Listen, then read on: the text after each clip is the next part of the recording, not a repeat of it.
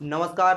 स्वागत है आपका एबी एकेडमी दुमका में। एबी एकेडमी दुमका के यूट्यूब चैनल में आपका बहुत बहुत स्वागत है। तो चलिए हम लोग जो सीटीपी की लगातार क्लासेस चल रही है तो कुछ महत्वपूर्ण क्वेश्चन हम लोग आज करेंगे जो सीटेट एवं किसी भी टेट के लिए बहुत ही महत्वपूर्ण है। तो आप लोग वीडियो को बिना स्किप किए हुए अंत तक देखें। आपकी जो क्वेश्चन है ये बहुत ही इंपॉर्टेंट है। आपको कोई भी टेट में एग्जाम में बैठे आप VVI very very important question है ये सारे। और आज हम लोग व्यक्तिक विभिन्नताएं के बारे में पढ़ेंगे। व्यक्तिक विभिन्नताएं मतलब किसी भी व्यक्ति, चाहे आप हमको लीजिए या किसी और को ले लीजिए, अगर दोनों के बीच में कंपैरिजन करेंगे, आप दोनों में अंतर ढूंढेंगे तो हमारे दोनों के पर्सनैलिटी में बहुत ज्यादा अंतर आएगा। दोनों का जो पर्सनैलिटी है, व्यक्तित्व है, व्यक्तित्व में बहुत ज्यादा परिवर्तन आता है। तो व्यक्तित्व में परिवर्तन किस वजह से आता है? तो मुख्य कारण है आपका पर्यावरण एवं वंशानुक्रम। ठीक है, जेनेटिक्स और इन्वायरमेंट। जेनेटिक्स और इन्वायरमेंट हमारे व्यक्तित्व को या तो बिगाड़ेगा या निखारेगा। हमारे ऊपर जो हमारे व्यक्तित्व का गुण दिखता है ये हमारे जेनेटिक्स गुण तथा हमारे इन्वायरमेंट के वजह से होता है। तो इन्वायरमेंट और जेनेटिक्स बहुत ही महत्वपूर्ण है। तो चलिए कुछ क्वेश्चन इसको हम लोग देखते हैं।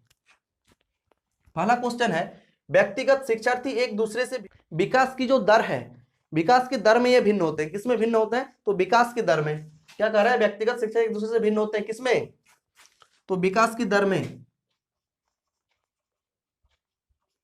विकास की दर में भिन्न होते हैं। किसमें भिन्न होते हैं? तो विकास की दर में भिन्न होते हैं। ठीक है, विकास की दर में ये भिन्न होते हैं। व्यक्तिगत शिक्षार्थी एक दूसरे से भिन्न होते हैं किसमें?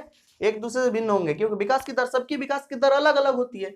हर एक व्यक्ति में विकास की दर अलग अलग होती है। किसी के विकास की दर तीव्र गति से होती है तो किसका धीमा गति से चलता है। किसी का पर्सनैलिटी बहुत ही डायनेमिक होता है तो किसी का एक जनरल सा होता है। तो इसी से हम कह सकते हैं कि व्यक्तिगत शिक्षार्थी एक दूसरे से भिन्न होते हैं किसमें? तो विकास की दर में वो भिन्न होते हैं। ठीक है, चलिए अगले सवाल की ओर आगे बढ़ते हैं हम लोग। सभी मनुष्य अपनी बुद्धि, प्रेरणा, अभिरुचि आदि के संदर्भ में भिन्न होते हैं। यह सिद्धांत है। ठीक है, यह सिद्धांत कौन सा सिद्धांत है? अगर आपसे पूछा जाए कि सभी मनुष्य अपने बुद्धि, प्रेरणा, अभिरुचि आदि के संदर्भ में भिन्न होते हैं, यह सिद्धांत है। तो कौन सा सिद्धांत है ये? अगर आपसे पूछा जाए कि कौन सिद्धांत है, एक बार आप क्वेश्चन को देखिए।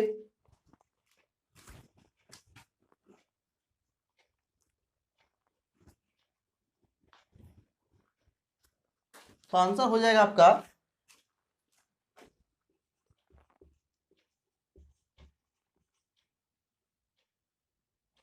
व्यक्तिक भिन्नताएं। व्यक्तिक भिन्नताएं। ठीक है, ठीक है, कौन सा सिद्धांत है? तो व्यक्तिक भिन्नताएं। सभी मनुष्य अपने बुद्धि, प्रेरणा, अभिरुचि आदि के संदर्भ में भिन्न होते हैं, यह सिद्धांत है व्यक्तिक भिन्नताएं का। ठीक है, पूर्ण विराम।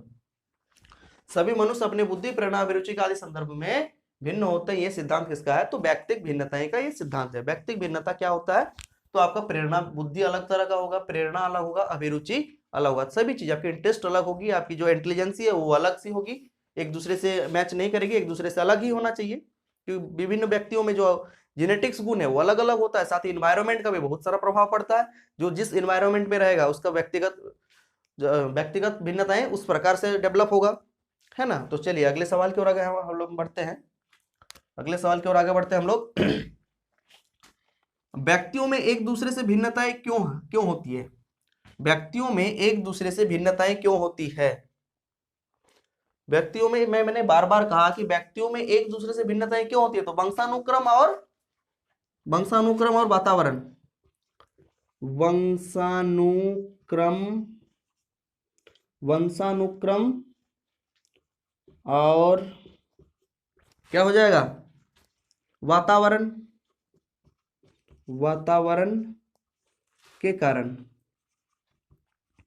ठीक है, वंशानुक्रम और वातावरण के कारण व्यक्तियों में एक दूसरे से भिन्नताएं होती है। ठीक है, एक दूसरे से भिन्नता किसमें होती है? तो वंशानुक्रम और वातावरण के कारण। जो जैसे जैसे वातावरण रहेगा, जैसे जेनेटिक्स रहेगा, उस तरह से उसमें भिन्नताएं होगा। चलिए अगले सवाल की ओर आगे बढ़ते हैं हम लोग।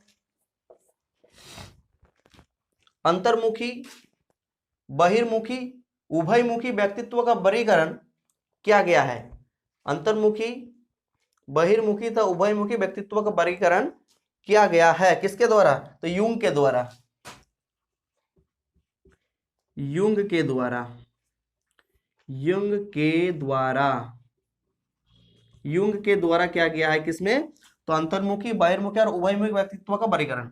अगर सवाल पूछा जाए अंतर्मुखी, बहिर्मुखी, उभयमुखी व्यक्तित्व का वर्गीकरण किया गया किसके द्वारा, तो युंग के द्वारा किया गया। किसके द्वारा, युंग के द्वारा किया गया है। ठीक है, चलिए अगले सवाल की ओर आगे बढ़ते हैं हम लोग। अगला सवाल है, पढ़ाते समय सामान्य कक्षा में अध्यापक का सर्वाधिक ध्यान किस मनोवैज्ञानिक तथ्यों पर होना चाहिए। जाएगा व्यक्तिक विभिन्नताएं, व्यक्तिक विभिन्नता पर किस पर होना चाहिए, तो व्यक्तिक विभिन्नता पर होना चाहिए उसका ध्यान। अगला सवाल है, व्यक्ति में उन मनोशारीरिक अवस्थाओं का गतिशील संगठन जो उसके पर्यावरण के साथ अद्वितीय सामंजस्य निर्धारित करता है। क्या कहता है सवाल, कि व्यक्ति में उन मनोशारीरिक अवस्थाओं का गतिशील संगठन जो उसके पर्यावरण के साथ अद्वितीय सामंजस्य निर्धारित करता है। कौन अद्वितीय सामंजस्य निर्धारित करता है, तो आपका व्यक्तित्व कहलाता है। इसी को क्या कहलाता है, तो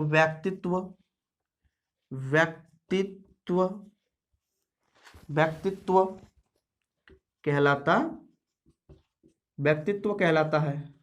ठीक है, तो क्या हो गया, व्यक्ति में उन मनोशारीरिक अवस्थाओं का गतिशील संगठन जो उसके पर्यावरण के साथ अद्वितीय सामंजस्य बैठाएगा, पर्यावरण के साथ अद्वितीय सामंजस्य बैठाता है, सामंजस्य निर्धारित करता है, उसको क्या कहलाता है, वो व्यक्तित्व कहलाता है। वो क्या कहलाता है, व्यक्तित्व कहलाता है। व्यक्तित्व क्या होता है, जेनेटिक्स और पर्यावरण, हमने कहा था वातावरण और जेनेटिक्स पर ये निर्भर करता है। तो सेम चीज कर रहा है, व्यक्ति में उन मनोशारीरिक, मस्तिष्क और शारीरिक संरचना और मस्तिष्क की संरचना जो सामंजस्य बैठाता है, अवस्थाओं गतिशील संगठन जो एक पर्यावरण के साथ अद्वितीय सामंजस्य निर्धारित करता है, उसको क्या कहते हैं, तो उसको व्यक्तित्व कहते हैं। किसी व्यक्ति का व्यक्तित्व होता है वो। ठीक है, आई होप आप लोगों को समझ में आ गई होगी।